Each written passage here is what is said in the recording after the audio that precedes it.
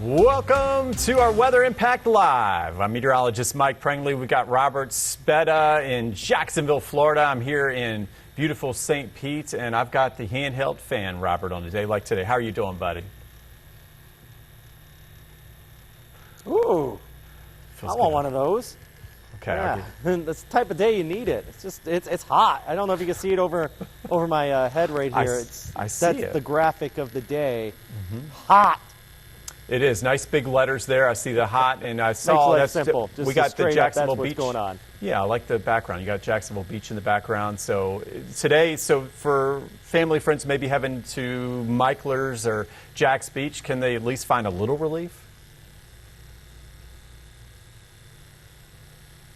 Maybe. If you're right along the coast, a little bit of a sea breeze, but in general, we got a weather impact alert here in place, as well as you there in Tampa, because of the heat index pushing up to 108 above. Heat advisories in place all across not just the first coast, but central and northern Florida. Of course, it gets hot. We know that here.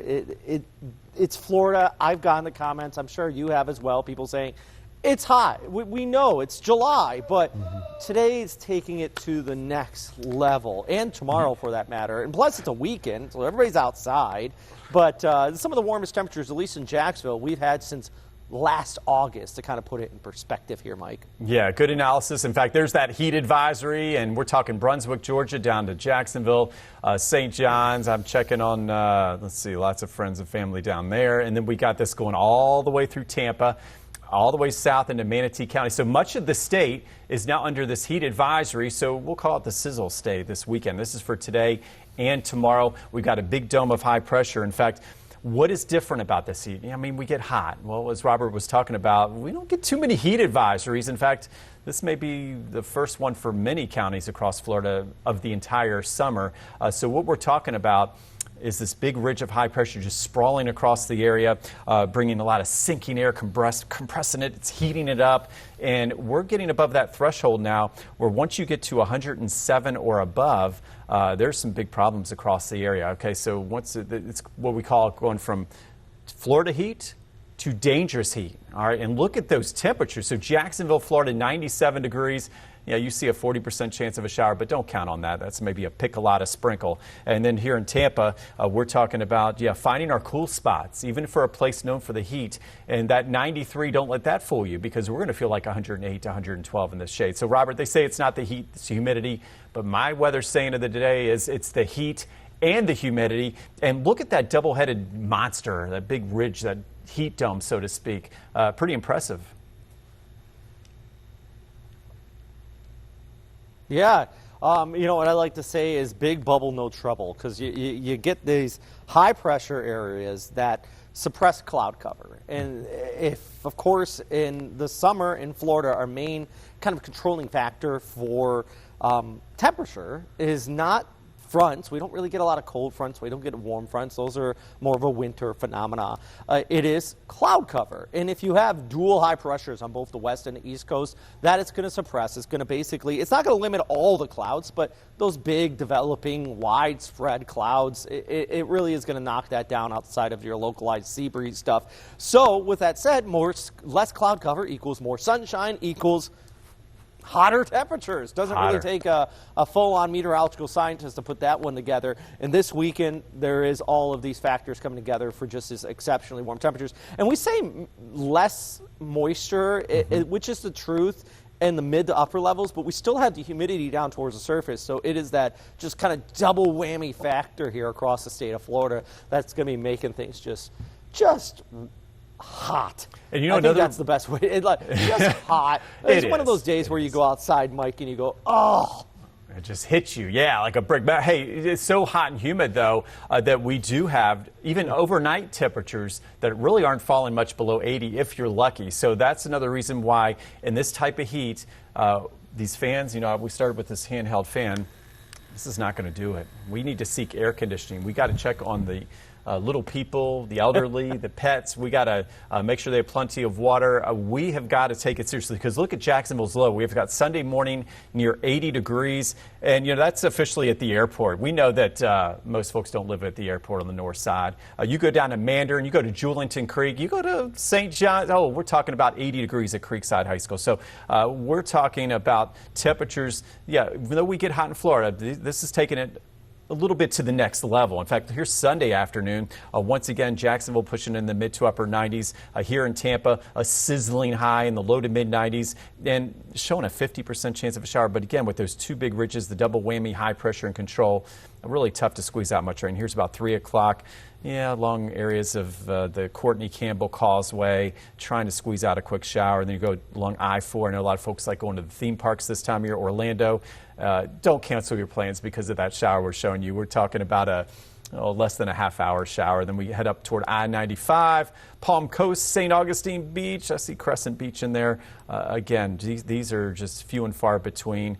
And then there's another shower on the south side as we head toward 250. But notice Jacksonville's rain chances low. It's really more about the temperatures. If anything, for the Orlando area, if you're out at a theme park, I would welcome that little local shower, to be quite frank with you. Yeah, it's going to provide a little relief from the heat there, Yeah, no, I would welcome it as well, as long as we get inside for the lightning, as you know, Robert, when Thunder Roar's heading doors. So our weather impact alert really is for today and tomorrow, really from Tampa to Jacksonville. I have the hottest 6 hours. Our heat advisory officially for Tampa is 12 p.m. to 6 p.m., and there's the difference maker right there, 107 to 112 in the shade.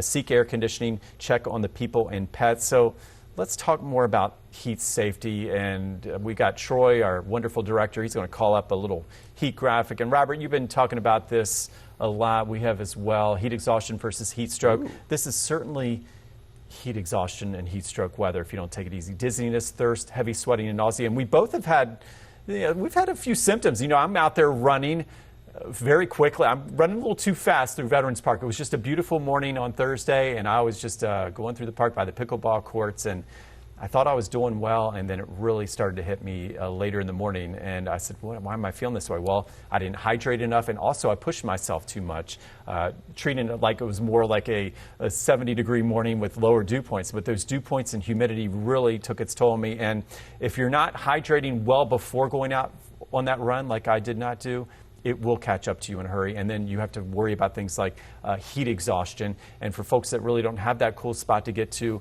don't have the hydration, they're not taking the electrolytes, unfortunately, heat stroke, unfortunately, would be another big thing that we would watch in this type of weather pattern. Yeah, and myself, I mean, this, when we talk about heat stroke and heat-related illnesses, just heat exhaustion, I think a lot of times people, they look at this and they just imagine the person that is puking and passing out, and yeah, that is something. That's the severe end of this, but it could be something as simple as maybe even not working out. You just forget to drink water, and you're outside for a good portion of the day. That heat can get you to the point where you do feel a little dizzy, or maybe you got just a pounding headache. This has happened to me a few times. Yes. Is I just have a headache, and I can't figure out why. And before you start popping the Advil, maybe just drink a glass of water. I know that sounds silly, and I sound like your dad by saying this. Yeah, Robert. But that could just make a huge remedy here. Water, and what I discovered. Those heat ailments here, Mike. No, excellent discussion. Water, go back to basics, but also, thanks to my wife, we found these electrolytes you can buy with B vitamins. We order them from Amazon. We got these big packages showing up at my house every day. I said, okay, what do we got in here? And I found this nice big electrolyte mix, and you just mix a little in with your water, and that really helps your body as well before going outside, okay, well before. So I say don't wait, hydrate, get the water out like Robert's talking about, and electrolytes in this heat are needed. Usually they say you only need that for those athletes that are in those big games, or the soccer players that are out for 5-6 hours. In this type of heat, I would find some electrolytes for that water, and making sure you hydrate and don't wait because it'll be too late. So remember, heat exhaustion, you got the symptoms of being dizzy, excessive sweating.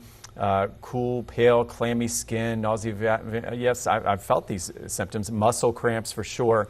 And then it can quickly go to heat stroke is the problem, okay? And when you stop sweating, you need to get help immediately and call 911 when you have nausea, vomiting, rapid strong pulses, feeling like you're losing consciousness. And once that body temperature rises above 103, you can be in trouble in a hurry.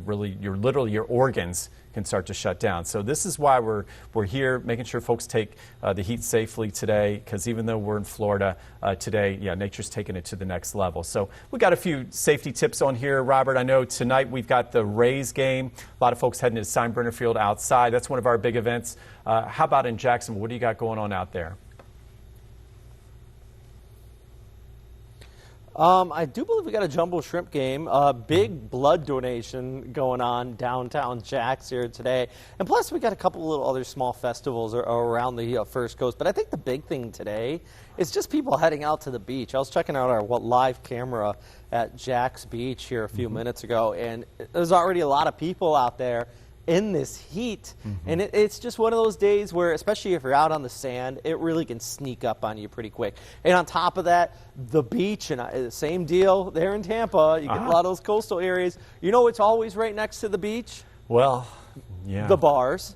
All the bars. The lemon bar. So, of course, people, they're indulging, and then they come out and, So, that's good advice. So make sure that's why we have less alcohol, less caffeine.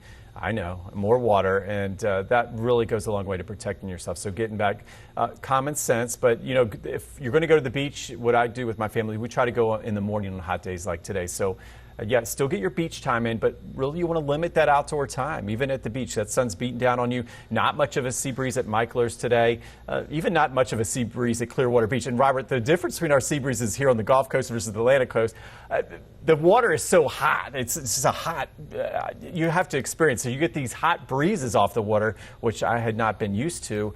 So you look at the marine forecast, we've got that Gulf water temperature of 87, and that's going to rise up closer to 90 today.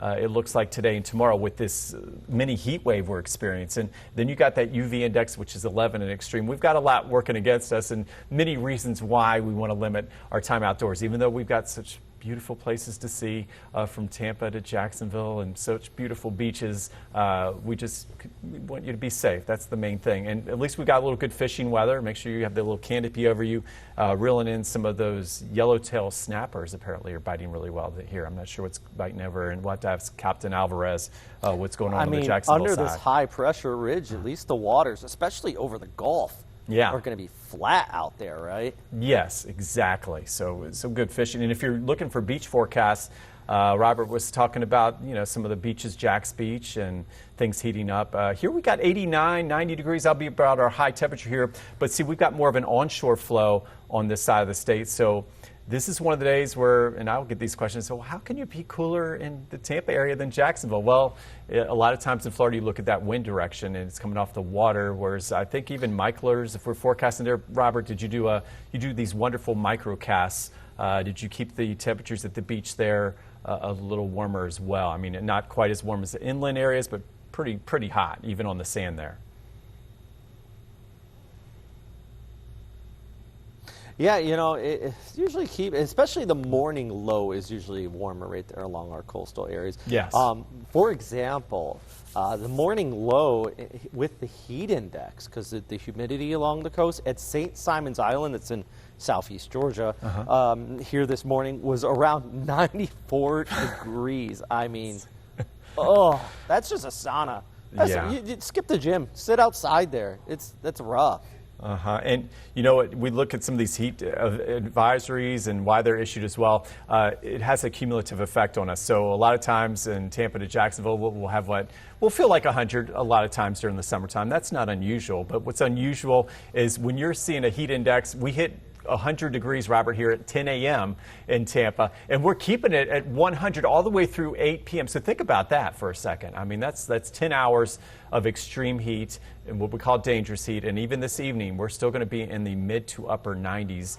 So for folks heading out to our big event, we got the Jumbo Shrimp in Jacksonville, beautiful venue for baseball there. And here at Steinbrenner Field, we're going to have to make sure we hydrate and don't wait and hydrate because, yeah, it's going to be very hot out there even this evening. So if I do a run, I think I've called off my run for today. I'm taking my own advice. I'm going to get some steps in. I'll do some steps around the neighborhood and I'll have a big water bottle and I'll mix in some of those electrolytes like I was talking about. But as we look at our big event here in Tampa, there's our Rays versus Orioles. The O's are playing some better baseball. The Rays, they've had a great season so far, a surprise to many. And I think with that west wind, we'll have Junior Caminero hit not one but 2 home runs is my call. 2 home runs. Temperatures still holding near 90 degrees after the first pitch. Crazy, I know. 2 home runs. But yeah, so the way Steinbrenner Field is aligned, Robert, we have a nice wind blowing out. And that should help the hitters. And then you add in the humidity. So let's talk about those overnight lows. You were talking about St. Simon's Island. Looking at that meteorologically, yeah, let's blame not Robert. He didn't do anything, St. Simon's. It was the dew points, all right? So we'll blame the dew points, or what we call air you can wear. So we got this big chart. You got the deep greens at the top, and then you can see the higher up that line goes, the more uncomfortable it feels outside. And also it puts a cap on those lows. It won't allow temperatures to fall very much at night. So if it's too hot outside a lot of times, always follow the dew point. I think we need to come up with a little book of sayings, the Florida Book of Sayings with the Speta Prangley book of sayings. We've got a whole bunch of them, don't we, Robert? Always follow the dew points, big bubble, no trouble, and just screaming, it's hot! That's it. That's a good You're going to put that in there, bestseller. it's hot, for our July. So we have to do a month. We're going to do every month, and we're going to come up with our Title. weather sayings. I need pictures. We'll include clouds as well. It'll be a bestseller. Okay, I'll start working on it with you soon, I promise. I know we're busy, but we can I find like it. time for what we love to do. So feels like temperatures. I wanted to show you this one more time. We were talking about... So if anybody's looking to publish a good book. That's right. We've got some publishers. We take a look at this feels like temperatures. But Robert, you did a good job. We talked about this as a team, the heat risk, something new the National Weather Service started issuing, I believe, a couple summers ago. And folks really haven't heard much of it, but it's a heat risk chart, not a severe weather chart, but really this is like a severe weather chart for heat, and it goes from 0 to 5. And notice there's too much purple on this map. You see Tampa and Lakeland. I'll kind of zoom out for all of our friends here across Florida and Jacksonville, but for right now, it looks like we are in the extreme range. I mean, that's dangerous heat where you see the purples from Tampa up into Pasco County, Hernando, and that goes all the way up into Jacksonville here. So what we're talking about is rare air. There's another saying for our book. We got some rare air out there, Robert. And you did a great job explaining this chart as well. What are your thoughts on all of this purple and all of this dangerous heat in this chart here? Well, I think, yeah, the red areas is something you got to remember when we're looking at this, is that the red equals 108 degrees or higher. That's what the threshold's looking at there. So the National Weather Service's heat advisory criteria is a heat index of 108. So it makes perfect sense as why the entire portion of central and north Florida and even parts of southeast Georgia are in this heat advisory here today because of that. But on top of that, the purple, that's up to 113 That's degrees ridiculous. Heat indices. Yeah, that's... look at this. Look at... It's not just the temperatures, it is the dew points, as you mentioned, that heat index. That's some hot gators in the Okefenokee. That's a lot of purple out toward the swamp there. There's Jacksonville, north side, Brunswick. I was just looking at that. That really is just the entire Okefenokee swamp right there, which makes sense because their humidity is always 100%. I mean, it's a swamp, and then you get temperatures into the high 90s. It's no wonder it's just rough out there. So, yeah, that's a great point. And then you go down the St. Johns River. Do you see the little swamp effect in St. Johns County? You see what I'm seeing? There's the purple extending down there. Well, we're near Bostwick. Areas along St. Johns, Piccolata. There you go. Keystone Heights, Hawthorne, Palatka, Middleburg. We just all want you to stay safe. That's why Robert and I are here, so we appreciate you. And then we come down here into Alachua County. And then, Carrollwood, Tampa. We got a lot of water in the Tampa Bay area, Robert, so you're going to get a lot of purples as well. A little better along the coast. So, again, that's where I was sending folks this morning for some cooler spots, but not really cooler as we know. At least temperatures will be closer to 90, but a heat index even in Tarpon Springs. Gosh, that's a beautiful place. Will still be not so beautiful, 105 to 110. Indian Rocks Beach, so gorgeous. some of the world's most beautiful beaches here. It's still in the moderate slow down range. So, yeah, we'll even take some breaks on the beaches here, but at least we have an idea of what to do to stay safe, and that is making sure we take breaks, drinking plenty of water. And you and I have pets here, and you were talking about your cats. Do they like this heat? So I've got a little protect the paws graphic about, protecting the dogs, but I include every animal. How about the cats? How are they doing in this My heat? cats are indoor kitties, so They don't go outside. They don't go outside. But my answer to that, though, is, and with this graphic, and anybody can test this out yourself, especially if you got blacktop in front of your house. Don't go stand on the road, but if you go outside barefoot for just a minute in the peak of daytime heating and walk around on the cement or blacktop, it's not going to feel good. Not your at all. dogs as well. Dogs are, and animals in general, including humans, we have evolved to walk on grass, not blacktop.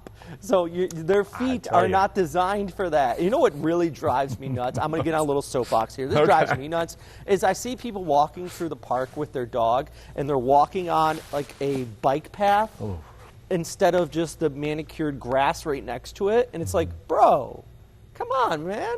So what are we doing here? Walk on the grass, especially on today where it's just so darn hot. I mean, it could feel like 120, 130 on their paws. What would you call the put your hand down? Explain that test to me here, Mike. The little 5-second hand test. So be careful. So on the Pinellas Trail, Robert, we've got this beautiful Pinellas Trail that goes 90 miles. It's amazing. I mean, it's unbelievable. It's got tunnels. It connects parks around the Tampa Bay area. But I have seen dogs, plenty of dogs on these trails, on the bike trails, like you said. So today, really, if you're going to the Pinellas Trail, I would say, let's try to get the dogs more on the grass because we're calling for high temperatures, a lot hotter than there. You see 90 produces a concrete temperature of 125. Asphalt temperature is even hotter than that. So on a hot day like today, remember the 5-second hand test. And for those cats, I know there's some outdoor cats. I'd say bring the outdoor cats in as well. We're protecting all the pets, animals, people, plants, and if you have sensitive plants out there as well, keep in mind we got that heat advisory for much of Florida, which only happens a handful of days a year. So, Robert, we got about 5 minutes left, and we always are tracking the tropics, right? So I've got something in the tropics here, right out in the middle of the Atlantic Ocean. And we got, it's coming up here eventually, but it's very ragged, not really looking for much organization at this time. But we do have a little area that's shown a 20% chance of development with the latest from the Hurricane Center. But for right now, I'm not seeing a big threat. What is your take on this? Yeah. It's right There's out in a the lot middle. of dry air towards the north. And you can even see in the last few frames how the northern portion of that looks like it's degrading. I think the biggest takeaway here with this area is this is our first low chance of tropical development in the main formation region. So this one likely not going to develop, but it does show we are getting to that time of year. It's that time of year where we're going to start watching those storms coming off of the coast of Africa, and that's when we start to get in the more likely kind of big time tropical setups here. But it's not just that here, Mike. I mean, we are also monitoring a trough that could set up over Florida by midweek, right? Yeah, we've got weather impact alerts hoisted here, I believe, for Jacksonville and Tampa. You guys got making sure people have the heads up Tuesday and Wednesday, not your typical Florida rainy season. So let's go to the European. One of my go-tos, there's my baby. All right, so we put her into motion, and oh boy, yeah, so Saturday, we're good this weekend. There's your ridge of high pressure, the two-headed monster we were talking about. Sunday, good. And then I'm starting to see some moisture. Monday, maybe a few more clouds and a break in the heat. And then notice Jacksonville, hey, I'm starting to see things light up a bit as we head toward Monday afternoon. So it looks like, wait, I've seen this somewhere. A little deja vu, Robert, on the map there with that rain. It really does feel like it, because and to not toot our own horns here, but ahead of Chantal, we said the exact same thing. The NHC wasn't monitoring anything. The models weren't screaming straight up storm, but it is a trough over the Gulf and the Gulf Stream stretching across Florida, and something could spin up on that. But regardless, you have the hot temperatures, you have the warm water temperatures on both sides of the state, so you're going to have instability, and that's going to bring these scattered showers, maybe that chance of just scattered strong to severe thunderstorms. Yeah. Then we saw it again last week with our little invest area that tracked across the state and dissipated out. So that's going to be the big story with this. Yeah, we're going to monitor for the tropics, but it really is going to be just another series of days of showers, thunderstorms, maybe even some severe thunderstorms. I don't know about you over there in Tampa, Mike, but we've been getting just the lightning out here. And I don't know if it's just people with more cameras, but we've had, or people just kind of ignoring the sound of thunder, but we've had multiple people struck by lightning. We've seen buildings struck by lightning, and it's just...